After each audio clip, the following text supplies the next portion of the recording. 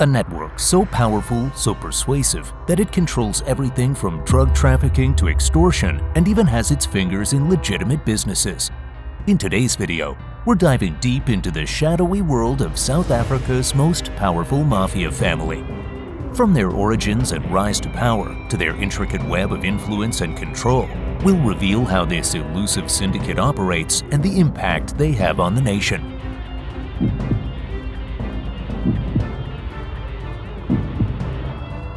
The rise of the mafia.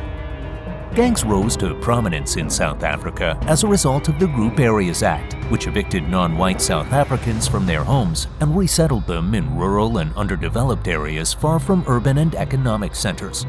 This forced relocation led to increased poverty and unemployment in black and colored communities, especially in the Cape Province, where coloreds were and still are the largest racial group. In the 1960s and 1970s, colored residents of Cape Town began forming gangs in the Cape Flats and other non-white areas. The breakdown of social control in the inner city, coupled with severe unemployment, poverty, and social marginalization, contributed to the rise of these gangs. This phenomenon highlighted the deep-seated social and economic issues that arose from apartheid-era policies. Mafia members. In Cape Town, the most prominent and well-known gangs are the street gangs, which are primarily found in poorer colored communities. These gangs usually have hierarchical command structures and are believed to earn most of their income from the illegal drug trade. The two largest gangs in Cape Town are the Americans and the Hard Livings. These groups are discreetly controlled by Aziz Rasool Munshi, a former principal and educator who now leads the South African Mafia. These major gangs act as parent organizations for numerous smaller gangs that are allied with them. Some of the smaller gangs in Cape Town that are affiliated with either the Americans or the Hard Livings include Young Dixie Boys, Clever Kids, Naughty Boys, Junkie Funky Kids, Respectable Peacefuls, Wonder Kids, Schoolboys, and Uru Cats. Other criminal gangs which dominate the country are the Numbers Gang, who rule from within the confines of the prisons. The gang was founded in KwaZulu-Natal and is divided into three groups, the 26s, 27s, and 28s. Known as one of the oldest crime organizations in the world, it has a complex set of rules, a defined internal hierarchy, and a rich folklore. To ensure that no one knows about their operations, the gang members operate under extremely strict and secretive guidelines. Since they do not extend their activities beyond the walls of the prison, infiltrating their system is close to impossible. The Mafia Syndicate is not limited to just the country, but also has connections all around the globe. These groups are involved in a wide range of criminal activities, including drug trafficking, fraud, stock theft, and armed robberies. Their operations are fueled by corrupt relationships that keep the criminal economy thriving. Corruption has long been a part of this story. These mafia groups handle their operations with the help of officials in the government. The infestation runs deep across various state departments, including high levels within prosecution and prison services. The political system has been labeled a kleptocracy, which has badly damaged the reputation of the South African police and led to a steep decline in public trust. While gangs are well known in Cape Town and the Western Cape, they also have a presence in Nelson Mandela Bay, Johannesburg, and to a lesser extent Durban. They operate differently depending on the region. In the Western Cape, gangs boost their notoriety by building a public image. In contrast, gangs in Johannesburg keep a low profile to avoid drawing attention from law enforcement and to keep their operations running smoothly. Organized crime groups from Israel, West Africa, Pakistan, South America, China, and Europe have a significant presence in the South African criminal world, especially in major cities. The Construction Mafia. At the beginning of 2015, a surge of organized criminality disguised as local business forums disrupted the South African construction industry. These groups, known as the Construction Mafias, typically consist of local community members claiming to represent the interests of the unemployed and marginalized. They infiltrate large-scale construction projects, demanding a share and often resorting to intimidation, vandalism, arson, theft, and violence. The construction mafias have caused losses, delays, and hazards to the safety and quality of construction projects across various sectors, including housing, infrastructure, energy, and mining in South Africa. The full extent of the economic damage caused by the construction mafias remains unclear. While the private sector has also been affected, construction mafias mainly target government construction sites, requesting for a percentage in projects or money, sometimes as much as 30% of the contract value. When their demands are dismissed, these groups resort to threats and violence towards owners and contractors, interrupting and sabotaging the implementation of projects. Some have gone as far as systematically extorting contractors for protection fees. Construction mafias insist on knowing the contract price and have even taken contractors hostage at gunpoint if their demands are not met, thus causing severe disruptions in many public infrastructure projects across the country, particularly in KwaZulu-Natal, where service delivery has been affected. Foreign mafia operations in Africa. The Italian mafia has quietly but lethally established a presence in Africa. Its members own diamond mines, nightclubs, and land, all facilitated by corrupt regimes.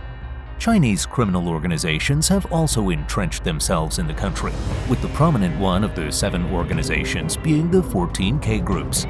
These are made up of 14K Hao and 14K Ngai, which operate in South Africa and have a presence in both Cape Town and Johannesburg. These groups specialize primarily in extortion and abalone trafficking.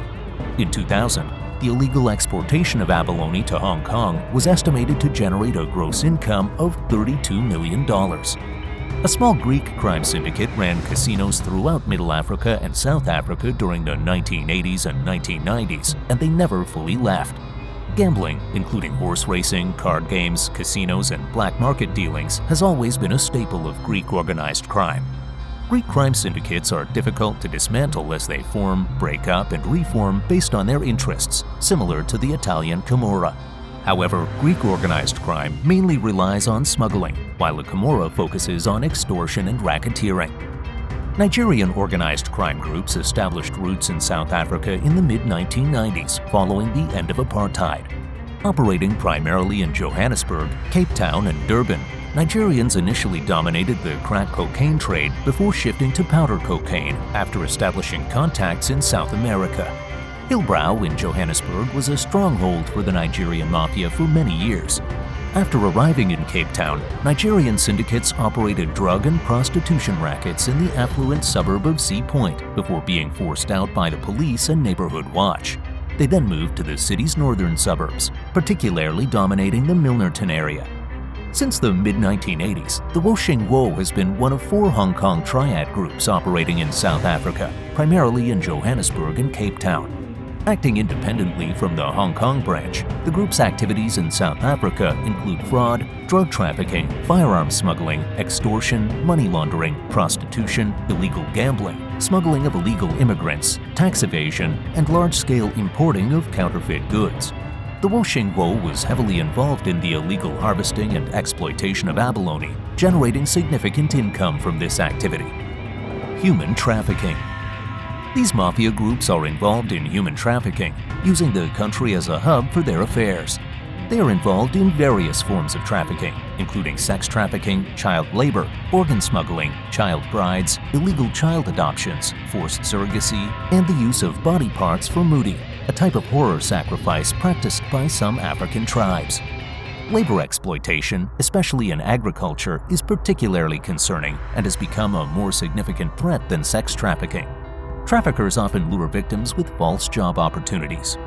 Mafia-style groups are becoming more sophisticated, and trafficking along the southern migration route is on the rise.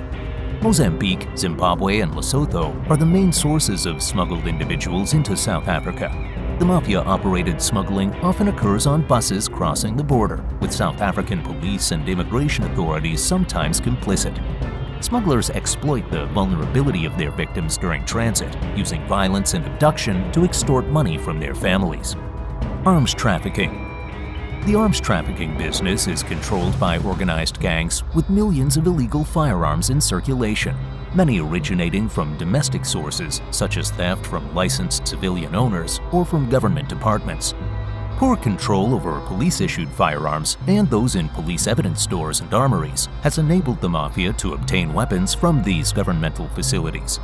Over the past 20 years, the use of firearms in assassinations has increased, reflecting the growing sophistication of criminal services, where armed violence is treated as just another illicit commodity for sale. Wildlife crime. The Mafia-controlled trade of exotic plants generates significant profits, with some specimens selling for hundreds of thousands to millions of dollars on the global market. The illegal wildlife trade involves poaching high-value species like rhinos, lions, and elephants from Kruger National Park, with their parts often sold in Asian markets. The Mafia extends beyond wildlife and tampers with other nature's gifts. Rampant illegal trade in non-renewable resources, particularly gold, diamonds, and copper, chrome and platinum group metals are included, with officials tracing these metals through Mozambique to destinations like Switzerland, Canada, and China. Drug trafficking. The heroin trade is a major source of revenue for the South African Mafia, generating billions of rand annually and making the country one of the biggest heroin consumer markets on the African continent. The business is controlled by violent gangs in major cities, with these Mafia-style groups originating from South Africa as well as Southern and West Africa and having direct links to South Asian networks. In Durban, drug gangs have started selling low-quality heroin packed into pharmaceutical-style capsules, also known on the street as caps. South Africa has become a crucial hub in global Afghan-produced heroin smuggling rings to Europe, Australia, and Africa, and sometimes for Iranian or Pakistani heroin. The drug is trafficked along the maritime route from the southern coasts of Iran and Pakistan by water vessels through the Indian Ocean.